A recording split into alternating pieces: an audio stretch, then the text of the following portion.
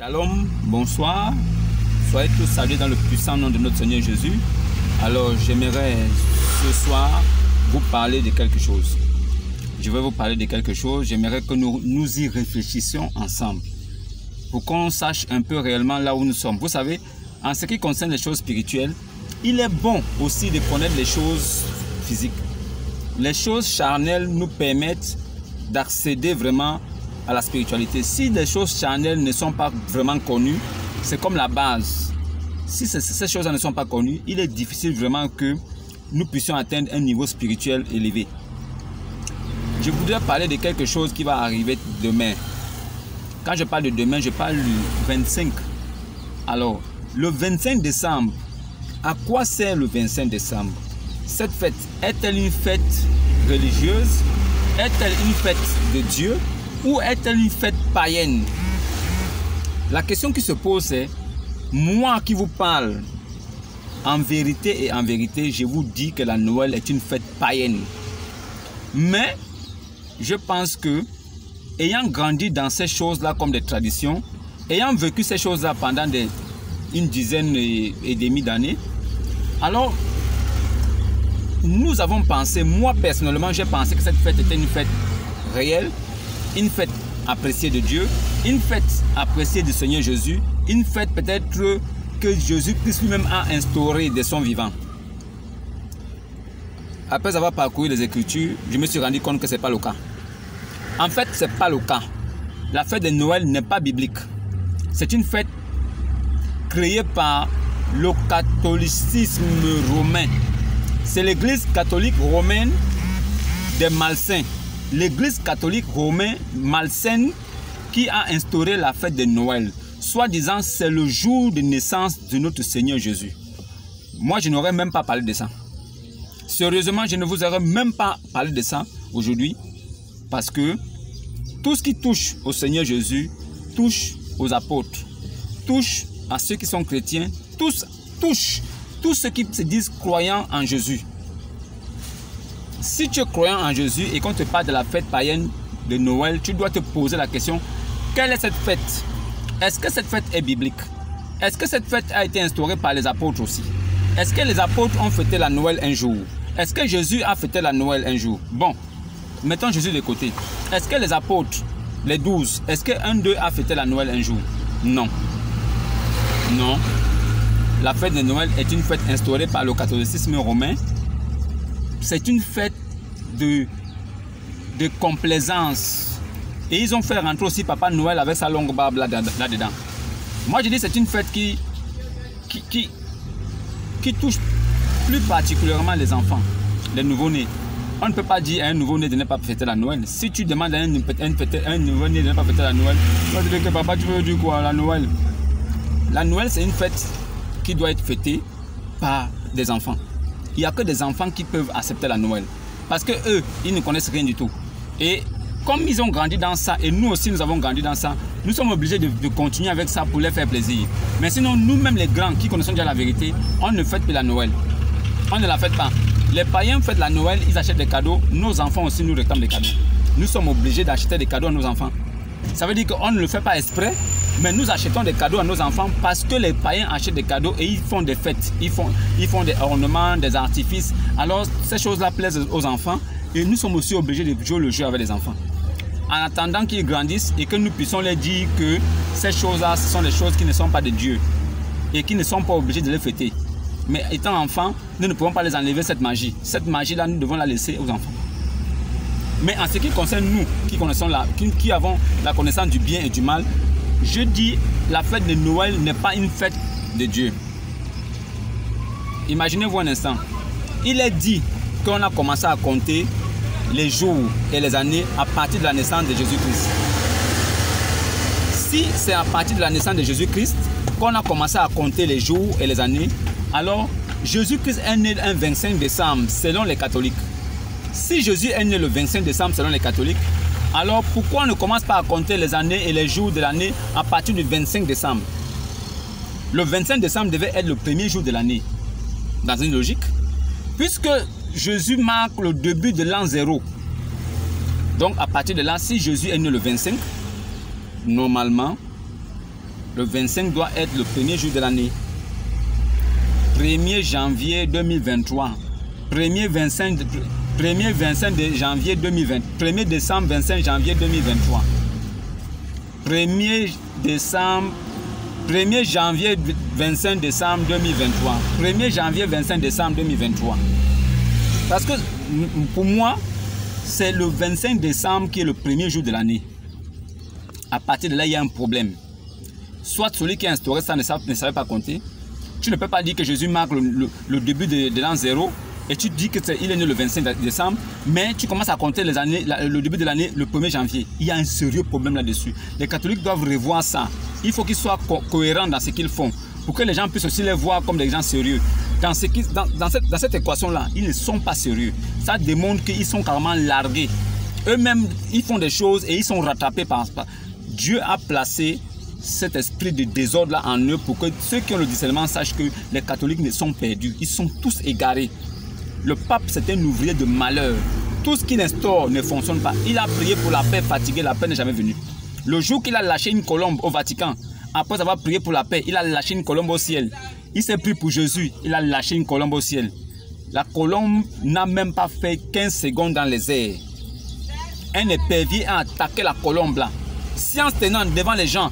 Si c'était en cachette, si ces choses-là se passaient, peut-être que ça n'aurait pas été filmé, on aurait dit c'est faux. Je vous dis, allez-y fouiller sur le net, vous allez voir. Il a lâché la colombe. La colombe n'a pas fait 15 secondes de vie dans l'espace. Un épervier a attaqué la colombe là, il a tué sur place dans les airs, il a emporté ça.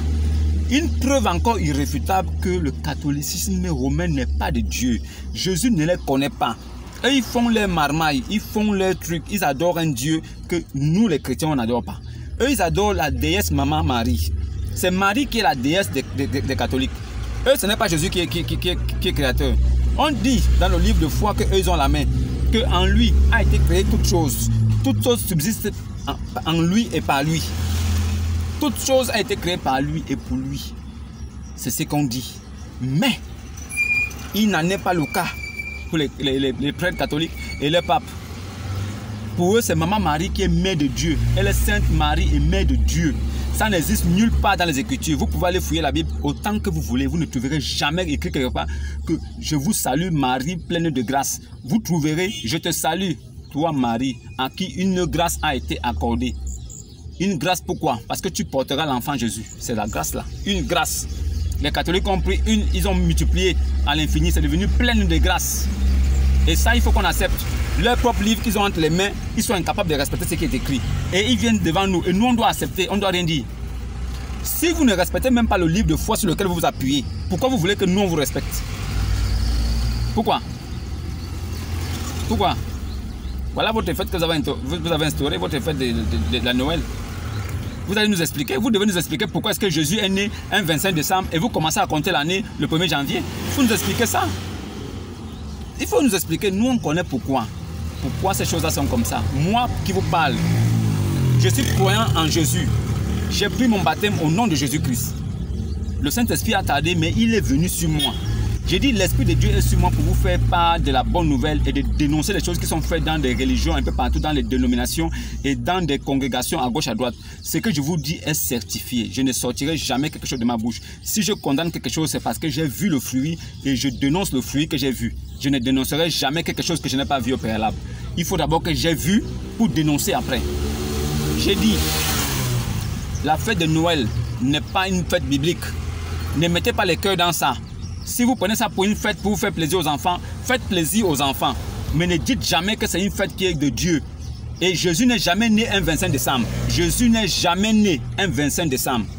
Jésus, il n'est jamais né le 25 décembre. Rassurez-vous là-dessus, il n'est jamais né le 25 décembre. C'est moi-même qui vous dis, si vous voulez en savoir plus, venez en commentaire, posez-moi des questions, je vais vous répondre. Jésus n'est jamais né un 25 décembre.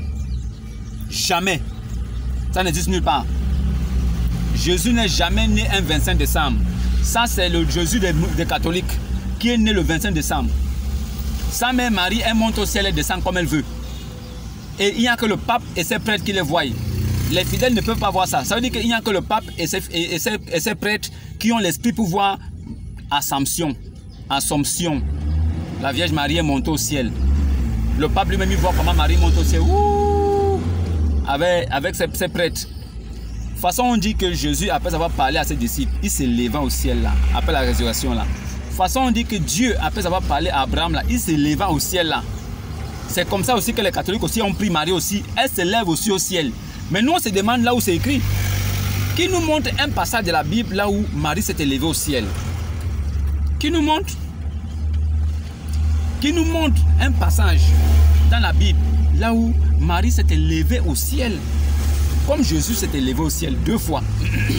2 fois de suite, Jésus s'est élevé au ciel. Dans l'ancienne alliance et dans la nouvelle alliance, Jésus s'est élevé au ciel. Oh, que les catholiques nous montrent un verset là où Marie est appelée Mère de Dieu. Que les catholiques nous montrent un verset là où Marie est appelée Sainte Vierge Marie. Qui nous montre ça? Qui nous montre là où c'est écrit dans la Bible que Jésus est né le 25 décembre? Qui nous montre ça? Qui nous montre quand est-ce que Jésus monte, Marie monte au ciel? Qui nous montre? Marie, elle ne fait pas. Quand Marie tombe enceinte de Jésus, elle ne fait pas 3 mois pour accoucher. C'est-à-dire que chez les catholiques, Marie tombe enceinte de Jésus. Elle ne fait même pas 5 mois, elle accouche Jésus. Elle ne fait même pas 2 mois, elle monte au ciel. Elle ne dure pas là-bas encore, l'année qui vient encore, elle redescend encore, après elle remonte encore. C'est-à-dire que Marie fait les tours. Sainte Immaculée Conception. Immaculée quoi? Si vous dites que Immaculée Conception, ça veut dire que vous considérez Marie comme une sainte. Alors si Marie est sainte, ça veut dire que la Bible doit pouvoir nous dire que Jésus étant l'homme, c'est-à-dire que c'est le seul qui est trouvé saint et pieux dans le Coran et dans la Bible. Dans la Torah et dans l'Évangile, la seule personne qui est trouvée pure et saint, sans péché, dans la Torah, l'Évangile et dans le Coran, c'est Jésus, Issa, fils de Marie. C'est lui. Mais Marie qui est trouvée sainte aujourd'hui, Marie qui est trouvée sainte aujourd'hui par les catholiques, Sainte Immaculée Conception là, elle n'est ni, c'est-à-dire il n'est pas écrit quelque part dans la Torah ou dans l'Évangile ou bien dans le Coran que Marie est sainte. Ça n'existe pas. La question que nous on se pose c'est où les catholiques prennent ça? Qu'est-ce qui ne va pas chez les catholiques dans leur tête? Ils prennent ça où? Maintenant, ceux qui veulent discuter là, j'ai des amis musulmans qui se sont prononcés et vous savez, musulmans, je vais vous dire la vérité, hein, vous avez été endoctrinés et l'islam pour vous est un peu comme une tradition. Ça, il faut que vous le sachiez. Depuis tout petit, vos parents vous tapaient, ils vous forçaient à faire ces choses. Sachez bien que vous n'êtes pas les premiers à faire ces choses. Parce que du temps du prophète Mohammed, votre prophète, que vous dites que paix et salut sur lui, sachez d'abord en même temps que paix et salut ne se disent pas sur les morts. On ne dit pas paix et salut sur les morts. Parce que la paix et le salut là, c'est une personne, c'est Jésus-Christ. La paix et le salut, c'est une personne, c'est Jésus-Christ. On ne dit pas paix et salut sur un mort. Jésus-Christ a dit qu'il est le Dieu des vivants, pas des morts. Quand tu es déjà mort, tu vas rendre compte. Si tu es sa sémence, tu reviens à lui, tu reviens en lui. Si tu es sa sémence, tu vas renaître en lui. C'est-à-dire que même étant mort, tu ne mourras pas, mais tu vivras en lui parce qu'il est éternel. Parce que tu as le salut qui est éternel aussi. Mais si tu n'es pas sa sémence, tu iras tranquillement dans l'enfer, dans l'abîme, pour aller être brûlé tranquillement comme le feu de bois. Maintenant, vous là, qui dites que Jésus là, il n'est pas Dieu là, vous devez nous trouver le nom de Allah. Allah signifie en arabe divin, Dieu. Vous l'adorez, un Allah. Allah c'est divin, c'est Dieu. Ok, donnez-nous le nom de Dieu chez vous. Chez vous les musulmans là, vos adeptes là qui se baladent un peu partout là, qui aiment défendre les dieux là. Dites-moi en commentaire quel est le nom de Allah. Allah ça veut dire Dieu. Dieu signifie sujet d'adoration. Dieu ne veut pas, Dieu c'est pas le nom de quelqu'un. Dieu c'est un attribut. Ça veut dire que si vous adorez un arbre, cet arbre là devient Dieu pour vous. Et ça devient une divinité et cet arbre-là porte un nom. Cet arbre-là a d'abord un nom avant de s'appeler Dieu. Tout le monde le sait. Voilà. Maintenant, si vous réclamez que Allah c'est Dieu, alors donnez-nous le nom de Allah. Parce que même Moïse, avant d'aller vers son peuple, il a dit à Dieu que non, tu m'envoies vers le peuple là. Ok, d'accord, mais donne-moi ton nom. S'il me demande qui tu es, je lui dirai quoi? Dieu a dit, va leur dire que je suis, celui qui suit. Donc, tu ne peux pas dire que tu t'appelles Allah et tu n'as pas de nom. Si tu t'appelles Allah, Allah veut dire que tu es Dieu. Ok, je suis Allah, donc je suis Dieu. D'accord, mais ton nom c'est quoi? Ton nom c'est quoi? Moi je vous dis une chose. Le nom de notre Dieu c'est Christ. C'est le Messie. C'est Jésus-Christ. C'est le nom de notre Dieu. Voilà pourquoi je t'en conjure devant Dieu et devant Jésus. Dieu d'abord et Jésus. Ça veut dire que et est placé pour une connexion ça veut dire que d'addition. Ça veut dire que 1 et 2. 1 et 1, ça fait 2. 1 1 et 1, ça fait 2. Une banane et une banane font 2 bananes. Je t'en conjure devant Dieu et devant Jésus, ça fait 2 personnes qui viendra juger le monde. Comment est-ce que Jésus et Dieu, comment est-ce que Dieu et Jésus qui forment 2 personnes viendra? Pourquoi le verbe est au singulier? Ça veut dire que c'est la même personne. Dieu, ça veut dire que c'est l'attribut dans les temps où il se trouve quand on doit l'adorer, il devient Dieu. Mais dans les temps où il est lui-même en forme et qu'il est le... Ça veut dire qu'il porte le nom. Il porte le nom que nous on doit adorer.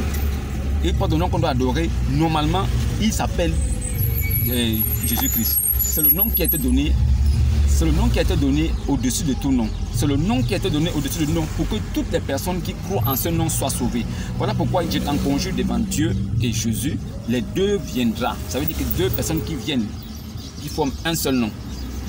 2 là, Jésus et Dieu, les 2 mélangés forment Jésus-Christ. Dieu et Jésus forment Jésus-Christ. Jésus, homme, Christ, divin. Conjonction de l'humanité et de la divinité. Les 2 ensemble. Voilà pourquoi il est écrit, je t'en conjure devant Dieu et devant Jésus qui viendra. Parce que les 2, l'un est dans l'autre. L'un est dans l'autre. Il s'agit de ça. Maintenant, je vais vous envoyer fouiller quelque chose. Ceux qui aiment discuter, ceux qui aiment souvent discuter, qui aiment souvent qu'on en parle beaucoup et qu'on échauffe. Parce que moi, j'ai évité beaucoup de discussions inutiles.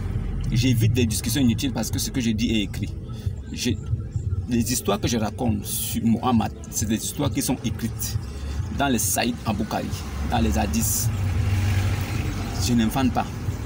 Dans les tafsirs, dans les Saïd Aboukari, dans les hadiths, vous allez trouver tout ça mentionné. Je ne vante rien. Allez-y fouiller Saïd Aboukari 3448. Allez-y fouiller Saïd Aboukari 3448. Mohammed lui-même, il dit que son âme, il est sûr que son âme sera en paix dans les mains de Jésus, fils de Marie, celui qui va revenir pour juger les morts et les vivants. Allez-y fouiller ça. Je vous ai dit que votre prophète, lui-même, il croyait en Jésus. Lui-même, il savait que c'est en Jésus qu'il devait être sauvé. Lui-même, il savait que c'était par la grâce qu'on était sauvé. Allez-y lire ce Saïd Aboukari 3448. Quand vous allez lire ça, vous revenez me voir. Je pense que je n'aurai plus à discuter avec vous, musulmans. Non. Je vous aime bien, je n'ai pas besoin de discuter avec vous. J'ai dit au départ que vous avez hérité de quelque chose. Un héritage n'est pas forcément bien. Ce n'est pas parce qu'on vous a légué quelque chose que c'est forcément bon.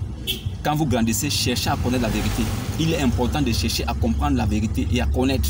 Ne restez pas seulement cantonné sur une position comme si vous étiez obligé d'être là. Cherchez la vérité parce qu'il s'agit du salut de votre âme. Le salut est personnel. Cherchez la vérité qui va vous affranchir. Les autres peuvent être en train de danser sur un pied, mais vous n'êtes pas obligé de danser sur un pied. Vous pouvez danser sur les 2 pieds. Cherchez à comprendre pourquoi est-ce qu'eux dansent sur les 2 pieds. Et cherchez à savoir si vous dansez sur les 2 pieds, ça va causer un problème. C'est ça le problème. Ne suivez pas les gens pour suivre, non. Posez-vous des questions, lisez, faites des recherches, vous allez comprendre la vérité. Allez-y fouiller Saïd Aboukari, numéro 3448. Quand vous allez lire ça, votre cœur va descendre. Vous allez comprendre quelque chose. Il me dit ça, mes frères musulmans, je n'ai rien contre vous. Mais la vérité doit sonner dans vos têtes. La lumière doit jaillir. C'est voilà pourquoi votre Allah et ses anges, ils prient pour vous faire sortir des ténèbres de la lumière. Quand ils prient là, c'est pour envoyer des gens comme nous. Cette prière-là était pour que nous, comme ça, nous naissons pour venir vous amener cette vérité-là, pour que vous vous réveillez. Alors réveillez-vous. Le plus important, c'est de vous réveiller. Quel qu'en soit le jour, quel qu'en soit l'heure, quel qu'en soit l'âge, le plus important, c'est de se réveiller. Mais le malheur, c'est de ne jamais se réveiller. Donc réveillez-vous. Alors, comme je disais, la fête de Noël n'est pas une fête chrétienne. C'est une fête instaurée par le pape et ses amis. C'est une fête de buzz. Ça n'a rien à voir avec la réalité et la vérité. Jésus-Christ n'est jamais né un 25 décembre. Et je pense qu'aujourd'hui, nous sommes capables, moi personnellement, je suis capable de vous dire en vérité que ce n'est pas une fête de Dieu. Voilà. Maintenant, laissons les enfants dans cette magie parce que ça leur plaît bien. On ne peut pas les empêcher. Il est bien qu'ils s'amusent. Mais nous-mêmes, les adultes, Nous-mêmes qui avons la connaissance et le savoir, nous pouvons nous mettre à l'écart et les laisser fêter ça tranquillement. Voilà, c'est comme ça. Jésus n'est jamais né le 25 décembre. Et si c'était le cas, on devait compter la nouvelle année à partir du 25 décembre. Oui, normalement c'est le cas. Mais ce n'est pas le cas. Vous voyez qu'il y a quelque chose de bizarre. Il y a quelque chose qui ne va pas. Tu ne peux pas naître le 25, mais c'est le premier qu'on commence à compter les années. Non, il y a quelque chose. Vous voyez, les catholiques sont toujours dans le faux. Je ne sais pas pourquoi est-ce qu'ils sont comme ça, mais ils sont toujours dans le faux. Je ne sais pas quel problème ils ont, mais ils auront des sérieux problèmes. Ils auront vraiment des comptes à rendre à Christ. Ils auront des comptes à rendre à Jésus. Ça, je vous le dis. Que la paix soit sur vous et que le salut aussi, que l'Esprit de Dieu vous visite. Et n'oubliez pas, quand vous sortez de chez vous, priez toujours. Même si vous n'avez pas du temps, consacrez quelques secondes, même si c'est 30 secondes, à invoquer le nom de Jésus dans votre vie. Seigneur Jésus, Seigneur Jésus, Seigneur Jésus. Vous l'invoquez. Et quand vous l'invoquez, il est le bon berger. C'est lui qui prend soin de ses brebis. Alors il va se lever, il sera devant. Quand vous marcherez, il sera devant vous. Vous ne saurez pas qu'il est là, mais il sera là. Et tout ce qui arrivera devant, c'est lui le responsable. Il va tout faire pour vous protéger. Il va tout faire pour vous débarrasser du loup qui vient pour vous arracher. Il va tout faire pour vous débarrasser du problème qui viendra, parce que c'est lui le bon berger. Il prend soin de ses brebis. Nous sommes ses brebis, c'est lui qui prend soin de nous. Alors ne vous tracassez plus. Ne vous prenez pas la tête. Ne vous prenez plus la tête quand vous avez un problème. Laissez Jésus-Christ agir. Même si c'est douloureux, même si c'est dur, même si ça prend du temps. Soyez patient et laissez Jésus. Donnez au Christ, à Jésus-Christ, le Dieu Tout-Puissant, la place qu'il faut devant. Il va agir. Il agira certainement. Car sa parole ne retourne jamais à lui sans s'être accompli. Car sa parole, c'est lui-même. Quand sa parole est prononcée quelque part, c'est lui-même qui est là. Voilà pourquoi le Amen doit être prononcé pour venir certifier la parole de Christ, pas la parole d'un homme. Shalom et à demain. Je vous ferai une vidéo vraiment qui va vous couper le souffle. Une vidéo qui va vous arracher le cœur. Vous allez comprendre. Que la paix soit sur vous et que le salut soit sur vous. Que l'Esprit de Dieu vous visite et que vous retrouvez le chemin de la lumière. Que vous soyez vous-même des éclaireurs, pas des éclairés. Amen, amen.